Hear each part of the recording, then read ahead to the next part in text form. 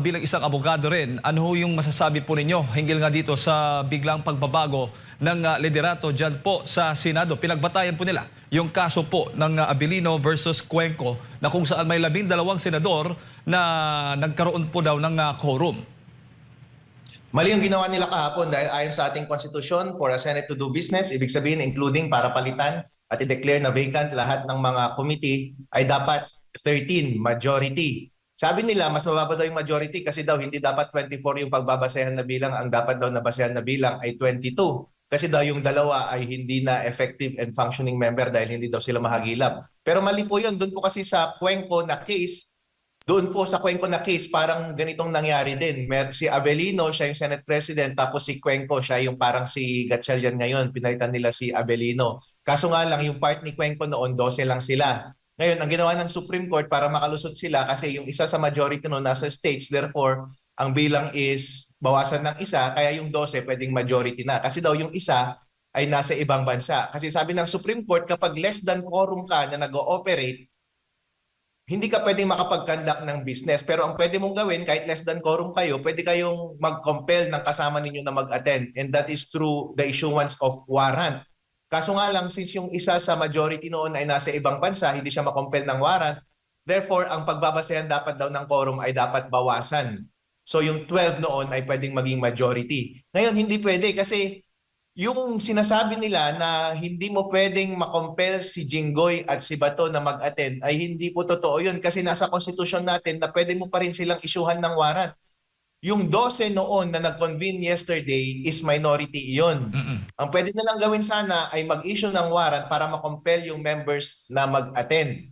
So, pwede mo pa rin ibilang na 24 kasama si Jinggoy at si Bato kasi in the first place, hindi applicable yung Cuenco case kasi wala naman sa labas ng Pilipinas si Bato, hindi nila na-establish iyon. Ganon din si Jinggoy, nasa loob ng Pilipinas yun. At si Jinggoy, kahit detain siya, pwede mo siyang mawarrant kasi yung warrant of arrest na i-issue ng Senado ay parang warrant din yan ng ibang court. Kasi meron pong mga akusado sa mga cases na maraming kaso. For example, kapag i-analogize natin, ang isang accused kapag nakulong na siya by virtue of a warrant ng isang court tapos may isang warrant siya sa kabilang court, magko-coordinate lang yung dalawang court tapos i-assist mo lang yun. Sasamahan mo lang siya sa korte para mag-attend sa ibang venue na court. Ganyan din po ang pwedeng gawin nila sana pagdating kay Jinggoy. Nag-issue dapat sila ng warrant, makipag-coordinate sila sa detaining facility, tapos i-assist lang siya para mag-attend at mag-submit doon sa warrant na in-issue ng Senate. At ganoon din dapat yung ginawa nila kay Bato. Dapat inattempt muna nila na i-serve yung warrant at mayroong return yung Sergeant at Arms na nawawala talaga si Bato or dinenay niya or dinecline niya na mag-heed doon sa warrant. Eh hindi po na nila pwedeng sabihin or sabihin na meron na talagang chismis na nagtatago si Bato kasi in the first place hindi naman sila nag-attempt na maghanap at mag-serve ng warrant. At so ibig sabihin, attorney, hindi po, baga illegal yung ginawang quorum. Hindi valid yung quorum na ginawa po ng minority kahapon. At kung ihahambing din po natin sa kaso dito kay Abilino versus Cuenco case na pinagbatayan nga ng minority kahapon, eh ongoing ang session ata that time. At dito parang iba yung sitwasyon. Tama ba, attorney? Ongoing yung session that time at nag-walk out yung majority. And sabi ng minority, pwede kami na yung bagong majority kasi nag-walk out sila tapos mag-recount tayo ng quorum. Yun, pinasagot nila yung Supreme Court. Actually, kapag babasahin mo yung case, parang binigyan lang ng palusot yung Cuenco side at that time eh. Kasi yun nga, nagkagulo doon sa Senate tapos sabi, since hindi mo na, kasi pwede mo dapat makompel po kasi lahat yung mga majority or ilan sa majority na bumalik doon sa session hall para mag-attend at magkaroon ng quorum. Tapos pero since sabi ng Supreme Court na since yung isa sa kanila ay nasa ibang bansa, hindi mo makakompel, baguhin natin yung reckoning number by which mabibilang mo yung majority kaya pinagbigyan na nila yung 12. Pero this time hindi natin pwedeng mai-compare kasi within the jurisdiction naman ng Pilipinas si Bato at saka si Jinggoy. In other words, stated differently, hindi mo na-establish na outside sila ng jurisdiction ng Pilipinas na hindi mo na pwedeng ma-enforce yung warrant. Kasi po, yun ang kailangan nating intindihin kasi yung enforcement ng warrant, yung issuance ng warrant ay constitutionally provided po yan. Yan po yung remedyo ng konstitusyon kapag absent yung mga members ng Senate. So yun po ang titignan mo. Pwede ka bang mag-issue ng warrant or ma-enforce mo ba yung warrant dito sa Pilipinas? Kapag hindi mo ma-enforce yung warrant against a member, doon mo lamang babawasan ang number. Dito po sa kaso natin ngayon, dito sa sitwasyon sa Senate, hindi nila na-establish na hindi nila kayang i-enforce ng warrant. For all we know, si Bato, nasa bahay lang siya sa address niya, sa official address na, hindi naman nila inattempt na mag-serve doon.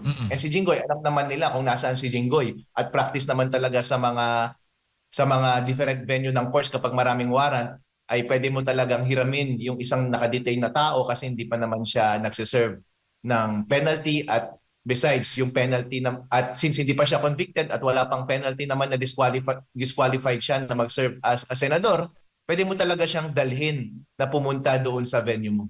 Opo. So, anong tawag mo sa ginawa po ngayon ng ginawa ng minority kahapon doon sa Senado?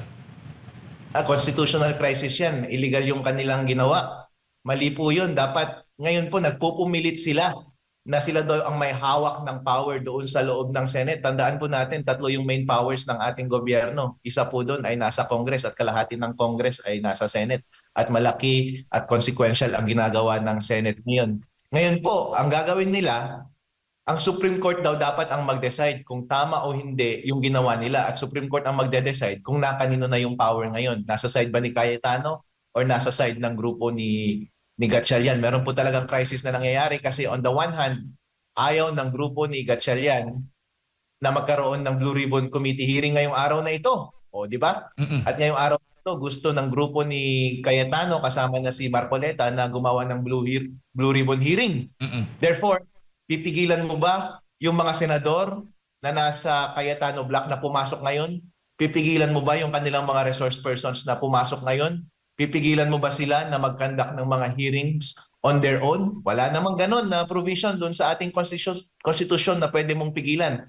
So since bawat grupo ngayon ang nagki-claim ng kanilang rightful power to hold yung mga hearings, wag dapat kahit sino sa kanila hindi ayaw magpapigil. Oo, at dahil nga ay nagkiklaim sa bawat isa, ang bawat panig ng kanilang kapangyarihan, may memo nga ang nilabas kahapon, yung Senate President Pro Tempore at maging yung Senate President si Alan Peter Cayetano. Magkaiba po sila ng order sa mga personnel, mga empleyado po ng Senado. Today, work from home yung mga Senate staff, yung mga Senate employees, pero para naman kay SP Cayetano ay tuloy pa rin yung trabaho ng mga empleyado. Anong mangyayari ngayon? Gusto ko sundin yung kay Senate President Cayetano. Bakit po? Yung pro tempore, saka lang yan mag-step in kapag hindi available yung Senate President during the session. So siya muna yung uupo. Pero outside ng mga session, syempre, ang leadership pa rin yan nasa Senate President, di ba? Yung mga admin side. Yung admin ng Senate, ibig sabihin, kasama yung human resources, yung pagpasok, yung pag-absent, yung work from home. Sino ang may hawak niyan? Yung pro tempore o yung Senate President? Yung Senate President kasi pwede naman siyang mag-issue ng order. Yung pro tempore, inuulit ko, nag-step in lang siya if during ng session ay hindi nakaupo yung Senate President. Yung Senate President, available pa rin siya ngayon. Yes. Willing and able na magtrabaho. So dapat yung sa kanya po ang kanilang sundin. Itong si Sherwin Gatchalian, sumosobra po yung kanyang mga utos. Akala niya siya pa rin yung Senate President kahit sa labas na mismo ng session. Ay hindi po pwede iyon. Saka lang siya nag-step in, inuulit ko po, yung pro tempore, nag-step in lang siya kapag unavailable yung Senate President for that function. True, unavailable siya during sa peken ilang session na ginawa kahapon. Pero yung admin tasks, admin works, admin responsibilities, unable ba si Senate President Cayetano? Able pa rin po. Since siya pa rin yung Senate President, siya dapat yung sundin ng tao. At ang problema, attorney, kapag hindi sinunod or kung susundin ng mga empleyado ng Senado yung utos ni Senate President Pro Tempore Win Gatchalian at hindi nila sinunod itong utos mismo ng SP, anong magiging liability po nila kung meron man? I think admin po yun kasi yung mga yan, mga appointed officials po yung mga yan, mga public servants, may mga appointing authorities at may pananagutan sila sa civil service. So baka pwedeng disobedience yan, hindi pagsunod ng utos ng iyong senior. Mapapanagot po kayo. Kaya mahirap po yung ginawa ni Sherwin Gatchalian kasi kung baga, kung ako ang ordinaryong empleyado, alam ko kung sino yung boss ko eh. Tapos merong isang nagpapanggap na nag-uutos. Tapos siya daw ang sundin ko. Hindi ko tuloy alam kung mapapanagot ako in the end o hindi kapag meron akong hindi sinunod sa kanila. Pero mag-stick po kayo, lalo na kapag ganyan po yung sitwasyon, kapag merong departing sa usual exercise or sa usual na pag-perform ninyo ng trabaho ninyo, yung inuutos ng isa, mag-stick kayo sa usual ninyo para hindi masyadong magkagulo. Kasi halata naman na inisyo ni Senator Sherwin Gatchalian yung kanyang memo na wag daw pumasok or pwedeng mag-work from home yung mga employees.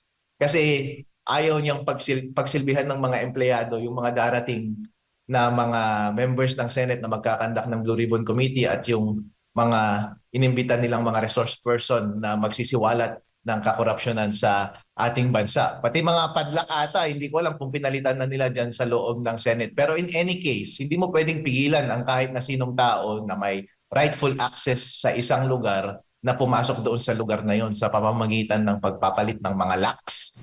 So yung mga senador, kung may karapatan silang pumasok sa kanilang mga lugar trabaho dyan sa loob ng Senate at pinalitan mo yung padlock, pwede nilang sirain yun dahil karapatan nilang pumasok. Ganun din yung public kasi yung mga hearings dyan sa Senate at yung mga invited resource persons ay karapatan nilang nasa loob. Hindi mo sila pwedeng i-lock out to perform their public and rightful duties. Papaano pinalitan pati yung OSAA ngayon, attorney? Siya ang nag-appoint sa kanya, yung bagong ano ngayon, yung bagong majority. Papaano yon? Mag-aaway na rin yung dalawang OSAA. Sasabihin na rin ng isa na invalid yung bagong appointment, sasabihin ng isa na siya yung valid na appointment. So dalawang kampo na tala, may tapat-tapatan. Ganon din ang taong bayan. May tapatan dyan na away. Kung talagang magkakaroon ng malaking gulo dito, magkakaroon ng rally, ganon din po. Dalawang side talaga ang laban. Magkakaroon talaga ng malaking away sa ating bansa, dalawang side talaga ang laban at dalawang bersyon. As a matter of fact, gumagawa na talaga sila ng perfect formula para sa isang change of government, para sa isang revolusyon. Dalawang malaking paksyon na nag-aaway, harap-harapan at may tapat-tapatan. Madali na lang magpalit ng leadership kung sakasakali kasi meron na silang katapat sa bawat isa na parte at pareho ay parehong legitimate. O, di ba? Kung gusto natin ng pagbabago sa Pilipinas, baka ito na yung shortcut. Opo. Pwede bang mangialam yung presidente dito sa gulo sa Senado ngayon? May alam siya siguro kasi nag-congratulate yung palasyo sa bagong leadership ng Senate eh. At nakamonitor kahapon talagang pinakita panonood ng yung session kahapon si Yusek Claire.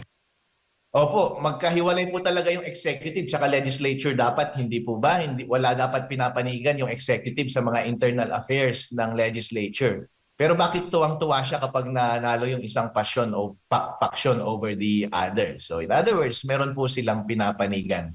Attorney, itong sinabi ni Attorney Pia Cayetano, Senator Pia Cayetano, kanina kasing nilatag itong Section 2 ng Article 6 ng 87 Constitution. The Senate shall be composed of 24 senators. Section 16 or Paragraph 2, a majority of each house shall constitute a quorum to do business. Pakipaliwanag nga ito, Attorney, para po sa mga hindi gaanong maalam dito po sa batas. Section 2 and Section 16, Article 2 po ng 87 Constitution with the issue po sa quorum to do business sa Senado. Alright, ang ating Congress po ay dalawang kamara. Yung lower house po yung House of Representatives, tapos yung upper house yung Senate. So para mag-act po yung lower house, pag mag-act po yung lower house, dapat may quorum and majority. Tapos kapag pumasa doon, kailangan din pumasa sa Senate para yung total act ay pwede na siyang ipasa at i-execute ng executive department. Ngayon, mag-focus tayo doon sa Senate. Sabi ng Section 2 ay to do business, dapat may quorum at majority ng quorum dapat mag-decide on the motion. Ang ibig sabihin po noon ay kung merong na gustong gawin yung Senate or meron lang silang gustong gawin, magpasa man yan ng batas, magpasa ng resolusyon, gusto nilang mag-declare ng kahit na anong bagay o kahit na gusto nilang gawin. Magpalit ng rules, magpalit ng mga komite, magpalit ng mga chairperson ng komite, magpalit ng mga chairpersons ng komite. Dapat quorum ang sundin at majority dapat ang mag-decide doon sa quorum Besides that, meron lang talagang mga bagay-bagay doon sa ating konstitusyon na absolute ang majority na tinatawag, na hindi lang quorum ang tinatawag. Halimbawa, pagdating sa impeachment or pagpalit ng Senate President, dapat majority ng members. Pero hindi yun yung question natin ngayon. Ipaliwanag muna natin yung quorum at yung majority within the quorum.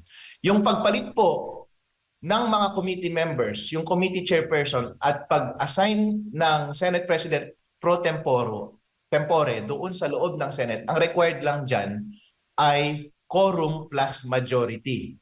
Yung pag-assign po ng Senate President itself at pag-impeach ng tao, ng Vice President, ang required po dyan ay absolute majority ng 24 na functioning na senators. Ngayon po, yung ginawa nila kahapon ay nagpalit lamang sila ng Senate President pro tempore. Hindi po nila pinalitan yung Senate President itself at pinalitan nila yung mga chairpersons and members ng mga committee. Kasama na po dyan yung chairperson ng Blue Ribbon Committee. So ang required lang po doon ay ordinary business. Ibig sabihin, quorum lang at saka majority. Ang ibig sabihin po ng quorum, ang definition po ng quorum ay majority. Ang quorum po ay majority ng members ng Congress. So ibig sabihin, mas marami dapat yung majority kaysa minority. So halimbawa, yung members ng Senate ngayon ay 24. So para mas madami ka kaysa sa minority, dapat 13 ka, hindi po ba? 13 versus 11. Tama. Kapag parehong 12, wala kang quorum. Pero kapag binabaan mo yung 24, ginawa mong 23, magiging 12 at saka 11 yan. So mas marami na yung 12 kaysa sa 11. So para makapag-achieve ng quorum, kailangan mo muna makakuha ng first majority. Pag meron ka ng quorum, yung first majority, ibig sabihin nandun na yung mga tao, merong mga tao na naka-attend dun sa session hall, sa plenary, na constituting quorum, majority sila ng members, ng effective members. Ibig sabihin, majority na lamang ng mga present na nandoon ang kailangan mo para mag-decide on the matter. So ibig sabihin, kahit 13 lang sila na nandoon sa session hall, ang kailangan mo na lang dyan, out of the 13, ay majority of that majority. So out of the 13, ang kailangan mo na lang ay 7 para makagawa ng kahit na anong bagay doon sa loob ng plenary, sa session hall. So ibig sabihin, pwede mong palitan yung rules, palitan yung mga session, yung mga committee, yung mga committee members at committee membership. Palitan yung mga rules at magpasa ng batas or kahit na anong bagay doon sa loob ng plenary. So yun po ang ibig sabihin. Para po makapag-akto ang Senate, ang kailangan po niya ay majority for quorum and another majority within that quorum para makagawa ng bagay. Yung ginawa po nila kahapon, kaya pinilit po talaga nila na yung first majority for quorum ay 12 lang daw instead of 13 kasi binabaan nila from 24 ginawang 22 kasi daw base sa isang odd case mula sa Supreme Court, ang tawag Averino versus Cuenco, na in computing the quorum pwede mong babaan kapag yung isang tao ay outside the jurisdiction ng Pilipinas. Pero kahapon naman within the jurisdiction, hindi naman nila na-establish na outside na ng jurisdiction ng Pilipinas yung sinasabi nilang dalawang absent. Kasi ang tinatanong ng netizens, parang wala daw group chat itong kampo ni na Gatchalian. Dahil sinabi ni Senator Ping Lacson na hindi na si Alan Cayetano ng SP. Si Senator Tulfo naman nasabi na pro tempore lang at acting Senate President lang itong si Sherwin Gatchalian. Sir. Itong mga fake news talaga eh. Ang grabe silang mag-accuse ng mga fake news. Si Kiko, ng isang araw, in-accuse nila ng fake news para tanggalin tapos kasuhan ni Matibag. Ako rin, inaakusahan ako na nag-fake news ako. Sila ang totoong fake news kasi hindi nila ina-explain sa taong bayan yung totoong ginawa nila kahapon. Tingnan po ninyo yung news cycle kahapon. Ang lumalabas lang po ay successful daw yung ginawa nilang session. Successful daw na napalitan yung Senate President, yung leadership. Pero hindi nila in-explain yung mechanics. Ang totoo pong nangyari kahapon ay pinalitan lang nila yung Senate President pro tempore at saka yung mga chairpersons ng mga committee. Kasi yun lang po ang kaya nilang gawin by quorum. Para palitan po yung Senate President itself, kailangan mo ng absolute majority. Ay kailangan mo ng absolute number from the members of the Senate. Hindi nila kayang gawin yun. Kasi nga po, ang members ng Senate ay 24 pa rin. At para palitan yung Senate President, 13 ang kailangan. Pero in that case, kung kine-claim nila na ang membership na lang ng Senate ay 22, at hindi na 24, sana pinalitan na rin nila na yung Senate President. Kung yun yung argument nila. Kasi po, para palitan yung Senate President, majority of members ng Senate. So kapag yung effective members na ay 22 na lamang, by the same argument na pwede nilang sabihin na may quorum sila, pwede na rin nilang palitan dapat yung Senate President. Bakit hindi nila ginawa yun? Kasi tanggap nila na mahina talaga yung position nila na 22 na lamang yung effective members ng mga senador. But in any case, ang totoong nangyari po kahapon ay hindi nila napalitan yung Senate President. Si Cayetano pa rin ang Senate President. Pro tempore lamang ang pinalitan nila na Senate President. At yung pro tempore na Senate President ay mag-i-step in lang yan kapag yung Senate President ay absent during session. Hindi niya ma-dispose ang kanyang functions. So, since wala si Alan Peter Cayetano kahapon doon sa kanilang peking session, syempre yung pro tempore ang pumunta. Pero in any case po, doon sa admin matters and for all other matters, by default, si Senator Alan Peter Cayetano pa rin ang Senate President. Which is, yun yung sinabi ni Senator Erwin Tulfo. Meron akong ipapakita, sir, na pammat side-by-side statement ni Senator Tulfo and Senator Ping Lacson kahapon. And sinabi dito ni Senator Erwin, Senator Alan Cayetano still the Senate President. Sabi naman ni Senator Ping, ayan, siya yung screen, Senator Cayetano is no longer the Senate President. Be that as it may, attorney, ito pang ginagawa nila ngayon ay masasabi po ba natin na soft landing para po sa botohan sa impeachment?